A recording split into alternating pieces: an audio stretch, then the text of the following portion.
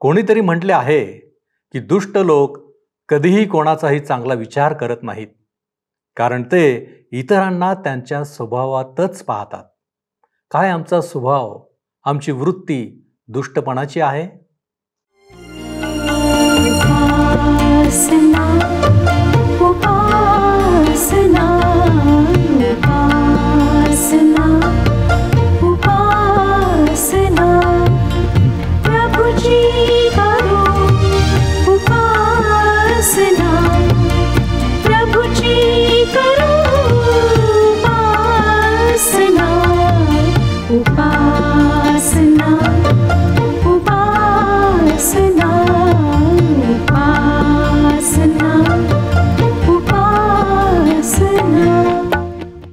सर्व सृष्टीचा निर्माणकर्ता परमेश्वर याच्या नावाला मान, महिमा आणि गौरव सदा सर्व काळ असो. उपासना कार्यक्रमामध्ये आपले हार्दिक स्वागत. प्रियांनो, दुष्टता ही अगदी सुरुवातीपासून आहे असे आम्हाला ठाऊक आहे. या दुष्टतेमुळे कितीतरी लोकांमध्ये वैर आहे, कुटुंबे उद्ध्वस्त होत आहेत आणि देवाच्या मार्गात दृढपणे चालणारे फारच थोडे उरले आहेत. ही मनुष्याची शोकांतिका आहे. प्रियांनो, आजच्या अध्ययनात आपण याच विषयावर म्हणजे लढाया, कट, कारस्थाने, खून, रक्तपात, अशांती याविषयी पाहणार आहोत. विशेष म्हणजे स्त्रियांचाही सहभाग या दुष्ट योजनांमध्ये असतो हे क्लेशकारक आहे. तसेच आपण देवाचा सेवक एलिया याविषयी सुद्धा पाहणार आहोत. तर मग चला प्रियांनो, आपण आपल्या अध्ययनाची सुरुवात करूया. श्रोत्यांनो, आम्ही राजाच्या पहिल्या पुस्तकाचं अध्ययन करीत आहोत आणि आज 16व्या अध्यायाला सुरुवात करीत आहोत. उत्तरेकडच्या आतापर्यंतच्या राजांमध्ये बाशाची कारकीर्द सर्वात मोठी होती. त्याने 24 वर्षे राज्य केले. परंतु आम्हाला सांगण्यात येतं श्रोत्यांनो की याही राजाचा नाश करण्यात आला, कारण त्यानेही कुकृत्ये केली. देवाचे वचन येहू संदेष्ट्याच्याद्वारे बाशाच्या विरुद्ध आले. राजाचे पहिले पुस्तक 16वा अध्याय 1-4 वचने सांगतात, हनानीचा पुत्र येहू यास बाशाच्या विरुद्ध परमेश्वराचे वचन प्राप्त झाले ते असे: मी तुला धुळीतून वर काढून माझ्या इस्रायल लोकांचा अधिपती केले आहे, तरी तू याराबामाच्या मार्गाने चालला आहेस. तू माझ्या इस्रायल लोकांकडून पाप करविले आहे व त्यांनी आपल्या पातकांनी मला संतप्त केले आहे. तर पहा, बाशा व त्याचे घराणे यांचा मी अगदी नायनाट करीन आणि नबाटाचा पुत्र यराबाम याच्या घराण्यासारखे तुझ्या घराण्याचे करीन. बाशाचा कोणी नगराच्या आत मरेल त्याला कुत्री खाऊन टाकीतील. त्यातला जो कोणी रानावनात मरेल त्यास आकाशातील पक्षी खाऊन टाकीतील. श्रोत्यांनो, खरोखर या राजाच्या काळातला हा अत्यंत शोकास्पद काळ होता. यराबामाचे पाप बाशाने चालू ठेवले म्हणून यराबामाच्या अत्यंत कडक शिक्षेचा म्हणजे कुत्र्यांनी त्याचा देह खाऊन टाकण्याच्या शिक्षेचा तोही भागीदार झाला. 6-8 वचने पुढे आम्हाला सांगता 16वा अध्याय 6-8 वचने. बाशा आपल्या पितरांजवळ जाऊन निजला व तिरसा येथे त्यास मूठ माती दिली आणि त्याच्या जागी त्याचा पुत्र एला राजा झाला. परमेश्वराचे वचन हनानीचा पुत्र येहू संदेष्टा याच्याद्वारे बाशा व त्याचे घराणे यांच्या विरुद्ध प्राप्त झाले. याचे कारण हे की बाशाने यराबामाच्या घराण्याप्रमाणे परमेश्वराच्या दृष्टीने वाईट ते करून परमेश्वरास संताप आणला व त्याने नादाबास ठार मारिले. यहूदाचा राजा आसा याच्या कारकिर्दीच्या 26व्या वर्षी बाशाचा पुत्र एला हा तिरसा येथे इस्रायलांवर राज्य करू लागला. त्याने इस्रायलांवर 2 वर्षे राज्य केले. श्रोत्यांनो, बाशानंतर त्याचा मुलगा एला याने केवळ 2 वर्षे राज्य केले. त्याच्या सरदाराने त्याच्या विरुद्ध कट करून बंड केले. 9 आणि 10 वचने. त्याचा चाकर जिमरी जो त्याच्या निम्म्या रथांवर अधिकारी होता त्याने त्याच विरुद्ध फितुरी केली.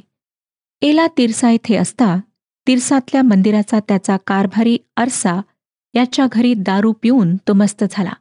तेव्हा जिमरीने आत जाऊन त्यास ठार मारिले. यहूदाचा राजा आसा याच्या कारकिर्दीच्या 27व्या वर्षी हे झाले. श्रोत्यांनो, असं वाटतं की कपट कारस्थाने करणाऱ्यांच्या अत्यंत क्रूर जाळ्यामुळे उत्तरेकडच्या राज्यांमध्ये कोणाचेही जीवन सुरक्षित नव्हते. ह्या सर्व लढाया, कट, कारस्थाने, खून, रक्तपात व अशांती यांची वर्णने वाचली की मन अतिशय खिन्न होते. या सर्व गोष्टी आजच्याही युगामध्ये, आजच्याही राष्ट्रामध्ये फार स्पष्टपणे दिसून येतात. कोणतीही मानवी मूल्ये, आध्यात्मिक मूल्ये नसलेला आधुनिक माणूस अधिक आणि अधिक देवापासून भरकटत चालला आहे. तो पापाच्या जाळ्यामध्ये व दुष्टाईच्या चक्रामध्ये अधिक गुंतत चालला आहे. पुढे आम्हाला 15वं वचन पहा काय सांगतं.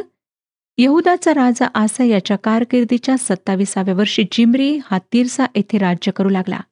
त्याने तिर्सात 7 दिवस राज्य केले. या समय लोक बलिष्ठांच्या ताब्यातल्या गिब्बथोन नगरापाशी ठाणे देऊन राहिले होते. आणखीन एक कपट कारस्थान व आणखीन एक बंड जिम्रीला संपविण्यास कारणीभूत झाले. 17 आणि 18 वचने पुढे सांगतात. राजाचे पहिले पुस्तक 16वा अध्याय 17 आणि 18 वचने. अम्रीने सर्व इस्रायलास बरोबर घेऊन गिब्बथोन सोडून तिर्सास वेढा घातला. नगर हस्तगत झाले असे जिम्रीने पाहिले तेव्हा त्याने राजवाड्याच्या बुरुजात आपण आत असता राजवाड्यास आग लावून दिली आणि त्यात तो स्वतःही जळून मेला. या राज्याकरिता हे अत्यंत दुःखाचे दिवस होते श्रोतांनो. परंतु आणखीनही दुःखाचे दिवस पुढे चालून येणार होते. ओमरीच्या कारस्थानानंतर तो राजा बनला, पण त्यानंतर एक समस्या निर्माण झाली. ओमरीचा एक शत्रू तिब्नी हाही राजेपदाचा दावा करू लागला. 21 आणि 22 वचने पहा काय सांगतात. त्या समयी इस्रायल लोकांचे 2 भाग झाले. अर्धे लोक गिन्थाचा पुत्र तिब्नी यास राजा करावे म्हणून त्याच्या पक्षाचे झाले व अर्धे लोक अम्रीच्या पक्षाचे झाले. अम्रीच्या पक्षाच्या लोकांनी गिनथबूत तिब्नी याच्या पक्षाचा पराभव केला. तिब्नी प्राणास मुकला आणि अम्रीला राज्यपद मिळाले. ओमरीने त्याला ठार केले व तो राज्य करू लागला. त्याने 12 वर्षे राज्य केले व आधीच्या राजापेक्षा अधिक वाईट कृत्य त्याने केले. 25वं वचन पुढे सांगतं. परमेश्वराच्या दृष्टीने जे वाईट ते अम्रीने केले, त्याच्या पूर्वीचे होऊन गेले त्या सर्वांहून अधिक दुष्टाचार त्याने केला. आणि आम्हाला दिसतं श्रोत्यानो की त्यानंतर तो मरण पावला. 28वं वचन. अम्री आपल्या पित्रांजवळ जाऊन निजला आणि त्यास शोम्रोन येथे मूठमाती दिली आणि त्याच्या जागी त्याचा पुत्र आहाब राजा झाला. ओमरीनंतर त्याचा मुलगा आहाब राज्य करू लागला. 30वं वचन. अम्रीचा पुत्र आहाब यांनी परमेश्वराच्या दृष्टीने जे वाईट ते केले, आपल्यापूर्वी होऊन गेलेल्या सर्वांपेक्षा अधिक वाईट वर्तन त्याने केले. श्रोत्यानो, आतापर्यंतच्या सर्व राजांपैकी ओमरी हा अत्यंत अत्याचारी राजा होता. परंतु त्याच्याही दुष्टपणावर त्याच्या मुलाने अर्थात आहाबाने कळस केला. 31वं वचन. नबाटाचा पुत्र यराबाम याच्या पापकर्मांचे अनुकरण करणे ही क्षुल्लक गोष्ट आहे असे त्याला वाटले. त्याने सिदोन्यांचा राजा एथबाल याची कन्या इजबेल हिजशी लग्न केले आणि तो बाल मूर्तीची सेवा व पूजा करू लागला. आहाब दुष्ट होता आणि त्याच्या दुष्टाईमध्ये त्याचे सहाय्य त्याची बायको इजबेल हिने केले. दुष्टतेच्या क्षेत्रात ती त्याची खरी साथीदार होती, ज्याचा विचार आहाब करू शकत नव्हता. त्या दुष्टतेचा विचार इजबेलीने केला. श्रोत्यानो, आम्हाला दिसतं की त्यांच्या इतके दुष्ट जोडपे जगाच्या इतिहासात नाही. नंतर इतिहासात अशीही काही जोडपे आम्हाला सापडतात ज्यांच्यामध्ये दुष्ट योजनांमध्ये पत्नीचा सिंहाचा वाटा होता आणि त्याचं एक जिवंत उदाहरण आता आमच्या समोर आहे. परंतु जर आम्ही तुलना केली तर एकही आहाब व इजबेल यांच्या इतके दुष्ट नव्हते.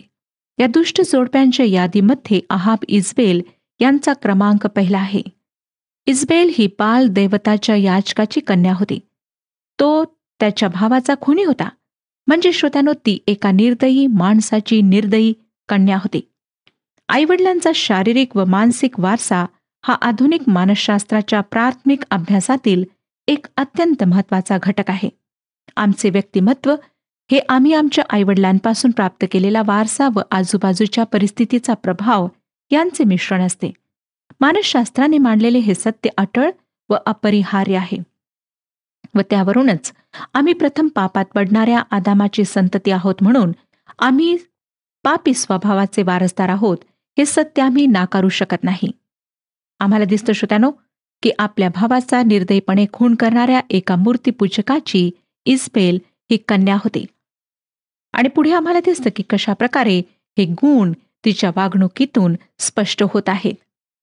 श्रोत्यानो, एलिया संदेष्टाही इजबेल व आहाब यांच्या कारकिर्दीतच होऊन गेला. पण जिवंत देवाच्या सामर्थ्यवान कृत्ये करणाऱ्या एका महान संदेष्ट्या समोरही अहाब व इजबेलने आपली दुष्ट कृत्ये कशी चालू ठेवली याचा वृत्तांत आपण पाहणार आहोत. इजबेल व अहाब यांच्यासाठी असलेले देवाचे संदेश व देवाची महत्कृत्ये पालथ्या घड्यावर घातलेल्या पाण्याप्रमाणे होती. इजबेल या शब्दाचा अर्थ अविवाहित किंवा सहवास न झालेली असा होतो. याचा अर्थ असा की अहाब व इजबेल यांचे नातेसंबंध विवाहित जोडप्याचे, प्रेमाचे किंवा प्रणयाचे नव्हते. खऱ्या विवाह संबंधासारखे ते दृढ नव्हते. ते नाते आयोजित विवाहातल्या एकमेकांशी अपरिचित असलेल्या जोडप्याच्या संबंधासारखे होते. थोडक्यात दोन दुष्ट पुरुषांनी कपट कारस्थानासाठी एकत्र यावे तसे ह्या दोघांचे संबंध होते. मोठे बुद्धी सामर्थ्य व दुष्टतेची भयानक भावना असलेली इजबेल एक पुरुषी स्त्री होती. तिला नैतिक जाणीव नव्हती. जबरदस्त इच्छाशक्ती व प्रबल व्यक्तिमत्व तिला लाभलेले होते. ती अत्यंत निर्दयी होती आणि तिला ससद विवेकबुद्धी नव्हती. इतिहासामध्ये ती दुष्टतेच्या बाबतीत अद्वितीय होती.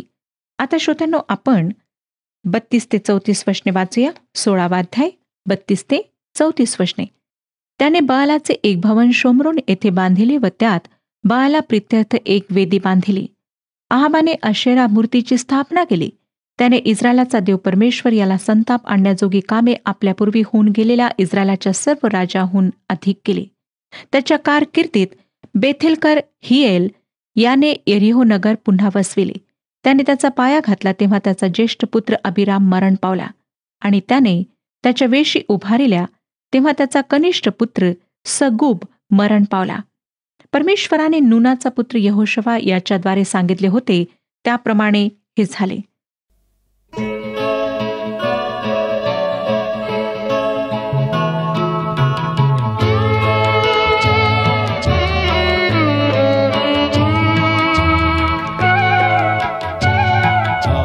जीव तुझ साठीच रे ख्रिस्ता, आता स्वीकारून घे मला.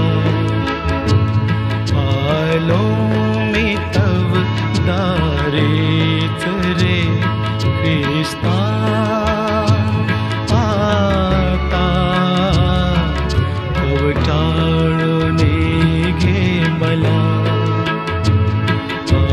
जीव तुझ साठीच रे.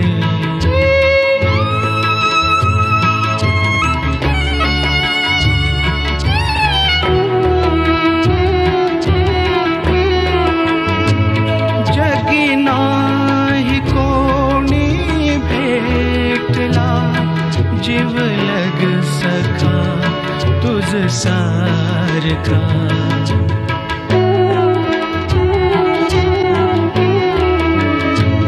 जगी नाही कोणी भेटला जीवलग सखा तुझ सारखा. भारावणे मन जाई रे ख्रिस्ता, बघता निस्वार्थ तव प्रेमा. जीव तुझ साठीच रे.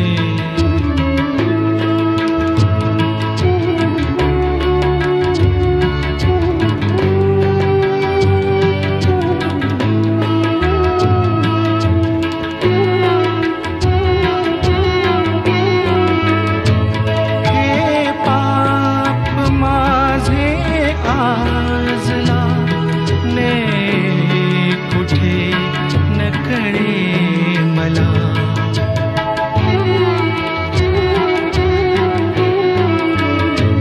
हे पाप माझे आजला ने कुठे नकळे मला. आलास तू मज साठी रे ख्रिस्ता, आता स्वरते तू मज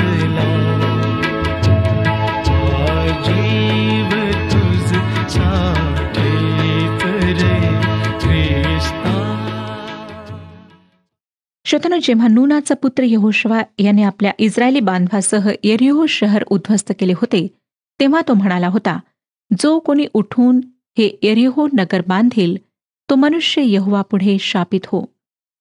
आहाब व इजबेलाच्या काळापर्यंत हे शहर बांधले गेले नव्हते आणि आता ते शहर हिएलने बांधले व यहोशुवाने उच्चारलेला शाप त्याच्यावर आला. जी गोष्ट हिएलाने केली ती अत्यंत अनिष्टकारक होती. जी भयंकर मूर्तीपूजा, नरबळी देण्याची प्रथा, पुरुषगमन सारख्या अनेक अत्यंत घृणास्पद प्रथा या काळात चालू होत्या, त्या सर्वांवर कळस करणारी ही गोष्ट होती. इस्रायली लोकांना जेव्हा परमेश्वराने मिस्र देशाच्या दास्यातून बाहेर काढले, त्यावेळेला त्याने त्यांना त्यांच्या धार्मिक, नैतिक, सामाजिक, शारीरिक, वैवाहिक, कौटुंबिक व आरोग्यविषयक बाबींविषयी परिपूर्ण असे नियम घालून दिले होते व ते नियम आणि इस्रायलाची दास्यातून सुटका याविषयीचा वृत्तांत इस्रायलाच्या प्रत्येक पिढीने नवीन पिढीपर्यंत पोहोचवायलाच पाहिजे असा दंडकही घालून दिला. श्रोत्यानो, यहोशुवाचा एरिहोवर विजय व त्या संदर्भातील वृत्तांत याचाही त्यामध्ये निश्चित समावेश होतो. हिएलाने आहाब व इजबेलाच्या काळात एरिहो शहर पुन्हा बांधले या सत्यावरून आपण एकच अनुमान काढू शकतो की या काळातल्या इस्रायलाला देवाच्या नियमांचा व त्या सुवर्ण इतिहासाचा पूर्णपणे विसर पडलेला होता. साहजिकच यहोशुवाचा एरिहो बांधणाऱ्याविषयीचा शापही ते लोक विसरून गेले होते आणि जरी ते लोक या गोष्टी विसरले नसतील तरी हे अत्यंत खरे आहे की त्यांना देवाच्या वचनाचे व त्याच्या नियमांचे भय राहिले नव्हते. श्रोत्यानो, ते परमेश्वरापासून पूर्णपणे दूर गेले होते. इजबेल आणि आहाब यांच्या दुष्टतेला विरोध करण्याकरिता परमेश्वराने आपला एक सेवक उभारला. त्याचे नाव एलिया संदेष्टा होते. पवित्र शास्त्र ज्या थोर व्यक्तींचे वर्णन करते त्या व्यक्तींपैकी एलिया एक होय. राजाचे पहिले पुस्तक 17व्या अध्यायात आम्ही त्याच्याविषयी ऐकतो. पहिलं वचन वाचूया. एलिया तिशबी हा गिलात येथे उपरी म्हणून राहणाऱ्यांपैकी एक होता. तो आहाबास म्हणाला, इस्रायलाचा देव परमेश्वर ज्याच्या हुजुरास मी असतो त्याच्या जीविताची मी शपथ वाहून सांगतो की जी वर्षे आता येणार त्यात दहिवर अथवा पर्जन्य पडणार नाही. हे सर्व माझ्या सांगण्याप्रमाणे होईल. असं वाटतं श्रोत्यानो की एलियाने त्या राजवाड्यात प्रवेश करून आपला हवामानाचा अंदाज सांगितला आणि आम्हाला दिसतं की त्याच्या वचनाशिवाय पाऊस पडणार नाही आणि तो शहर सोडून निघून जात आहे. ते वचन बोलण्याचा त्याचा अजिबात हेतू नाही आणि जशा नाट्यमय प्रकारे त्याने राजवाड्यात प्रवेश केला होता त्याच नाट्यमय प्रकारे तो राजवाड्यातून निघून जातो.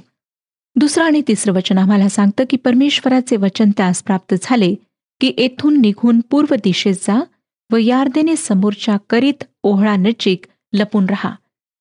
एलियाने देशातून शक्य तितक्या दूर निघून जावे असे परमेश्वराने त्याला सांगितले. म्हणून एलिया रानात निघून गेला व एका ओहळाजवळ आला.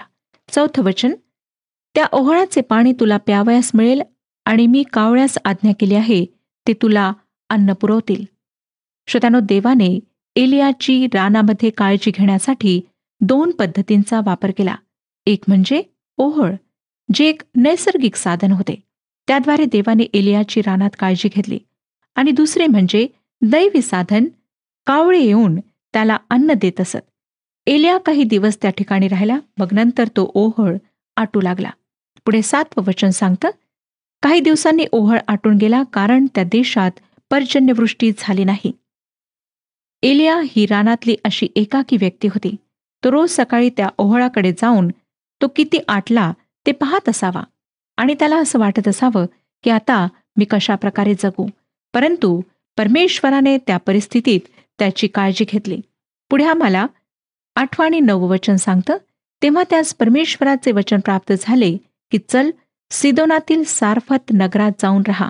पहा, तुझे पोषण करण्याची तिथल्या एका विधवेस मी आज्ञा केली आहे.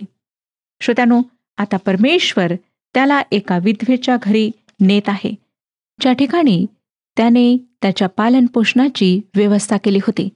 पुढची वचने आम्हाला सांगतात, 10 ते 12 वचने वाचूया. त्याप्रमाणे तो सारफत येथे गेला. नगराच्या वेशीजवळ तो आला तेव्हा एका विधवा स्त्रीला काटक्या गोळा करीताना त्याने पाहिले. तिला हाक मारून तो म्हणाला, मला एका पात्रात प्यावयास थोडेसे पाणी घेऊन ये. ती पाणी आणावयास जात असता त्याने तिला आणखी हाक मारून सांगितले, आपल्या हाती एक भाकरीचा तुकडा मला घेऊन ये. ती म्हणाली, तुमचा देव परमेश्वर याच्या जीविताची शपथ, माझ्याजवळ भाकर मुळीच नाही. मडक्यात मूठभर पीठ आणि कुपीत थोडेसे तेल एवढे मात्र आहे. मी 2 काटक्या जमा करीत आहे. मग मी घरी जाऊन मजसाठी व आपल्या मुलासाठी ते तयार करीन. ते आम्ही खाऊ आणि मग मरू. श्रोत्यानो, त्या विधवेने आपली कथा कथन केल्यावर एलियाने तिला घरात जाऊन चाणके करायला सांगितले. ती मरणार नाही असे आश्वासन एलियाने तिला दिले. 13 आणि 14 वचने पुढे सांगतात, एलिया तिला म्हणाला, भिवू नको, तू जा आणि म्हणतेस त्याप्रमाणे कर. पण त्यापूर्वी माझ्यासाठी एक लहानशी भाकर भाजून आण. नंतर आपल्यासाठी व आपल्या मुलासाठी भाज. इस्रायलाचा देव परमेश्वर म्हणतो, परमेश्वर पृथ्वीवर पर्जन्यवृष्टी करील त्या दिवसापर्यंत तुझे पिठाचे मडके रिकामे होणार नाही आणि तेलाची कुपी आटणार नाही. श्रोत्यानो, अशा प्रकारे परमेश्वराचं स्पष्ट वचन एलिया त्या स्त्रीला देत आहे आणि खरोखर परमेश्वराने त्यावेळेला आश्चर्यकर्म केला.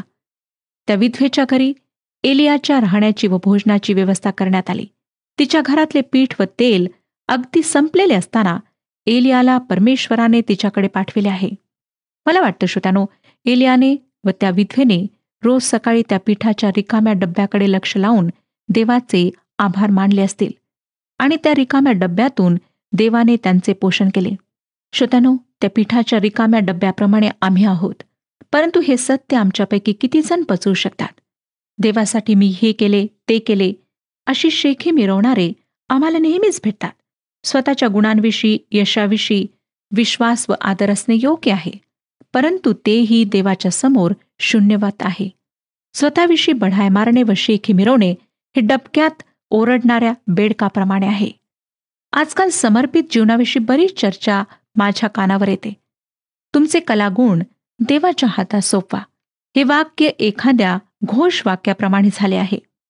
परंतु श्रोत्यांनो, परमेश्वराला देता येईल असे आमच्याजवळ काही एक नाही. काना या ठिकाणी जो विवाह झाला त्याचे महत्त्व विशेष काय होते? त्या वधूचा सुंदर वेश का, की इतर काही? त्या ठिकाणी असलेले पाण्याचे रिकामे रांजण हे त्या विवाहाचे वैशिष्ट्य होते. प्रभू येशू ख्रिस्ताने ते रिकामे रांजण स्वादिष्ट द्राक्षरसाने भरले.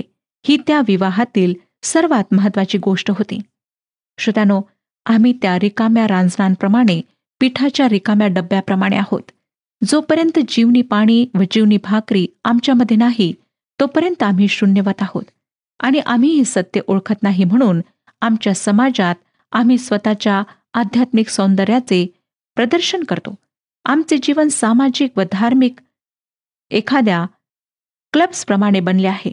आमच्यामध्ये ती आत्मिकता दिसत नाही. या दुसऱ्या धड्यानंतर एलिया तिसरा महत्वाचा धडा शिकला.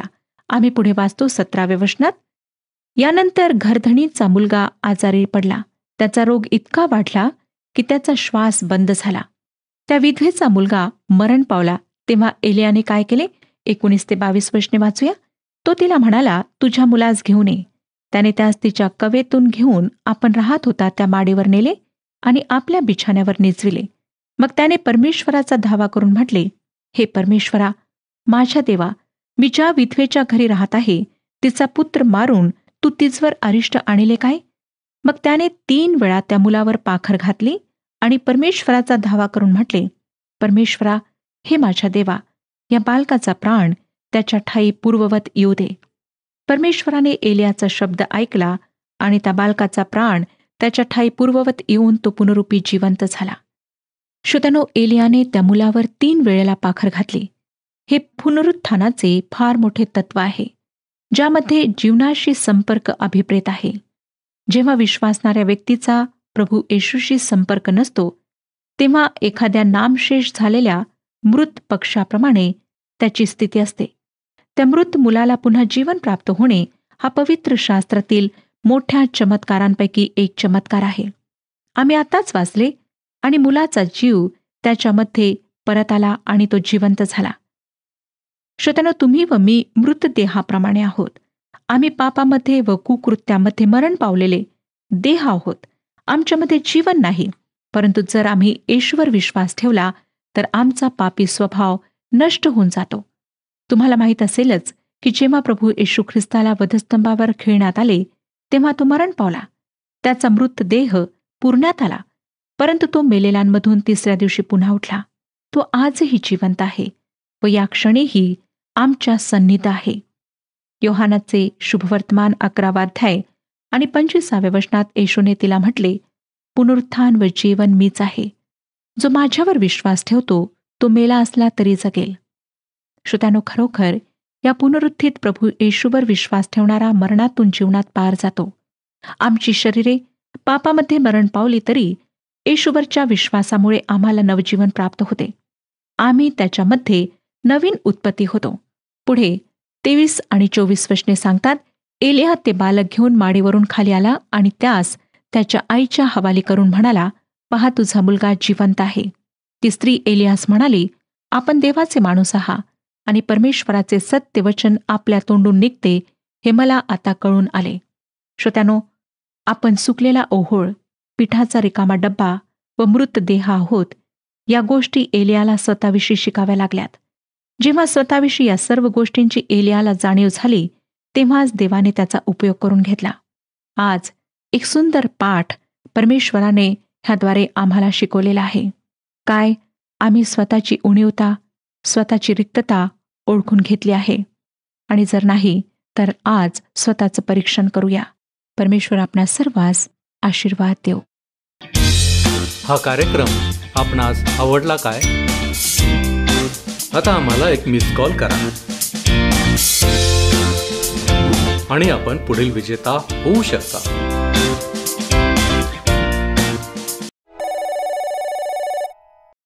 प्रियांनो, दुष्टता आम्हाला देवापासून दूर घेऊन जाणारी आहे. देवाला दुष्ट आणि दुष्टता आवडत नाहीत, परंतु कॅन्सरप्रमाणे दुष्टता मानवामध्ये पसरली आहे. आम्ही देखील त्यामध्ये इतके गुरफटलेलो आहोत की आम्हाला त्याचा थांगपत्ता देखील नसतो. परंतु आम्ही हे विसरू नये की दुष्टता हे पाप आहे आणि आम्ही पापात मरावे ही देवाची अजिबात इच्छा नाही. म्हणून आजच्या अध्ययनातील पुनरुत्थानाचे तत्व कदापि विसरू नका. पापाची कबुली द्या, पश्चाताप करा आणि प्रभूमध्ये वाढण्याचा प्रयत्न करा. आपण प्रार्थना करू. आमच्यावरती कृपा करणारे आमच्या महान प्रेमळ परमेश्वरा, आम्ही तुझ्या चरणापाशी आलेलो आहोत. कारण बापा, तू आम्हाला शिकवलेलं आहे की दुष्टपणा, दुष्टता हे पाप आहे जे आम्हाला तुझ्यापासून दूर घेऊन जाणार आहे.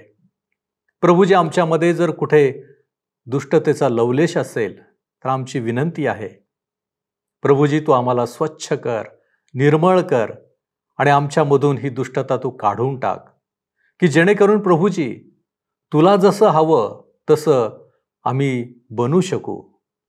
तुझ्या इच्छा, आकांक्षा आमच्या जीवनाच्या द्वारे परिपूर्ण होऊ शकतील. होय बापा, आम्ही लीन होतो, आम्ही नम्र होतो, आम्ही तुझ्या चरणापाशी येतो. तू आमचा स्वीकार कर, तू आम्हाला आशीर्वादित कर. येशू ख्रिस्त आमचा प्रभू याच्याद्वारे मागतो म्हणून तू ऐक. आमेन. शांतीचा देव तुम्हा सर्वांबरोबर असो.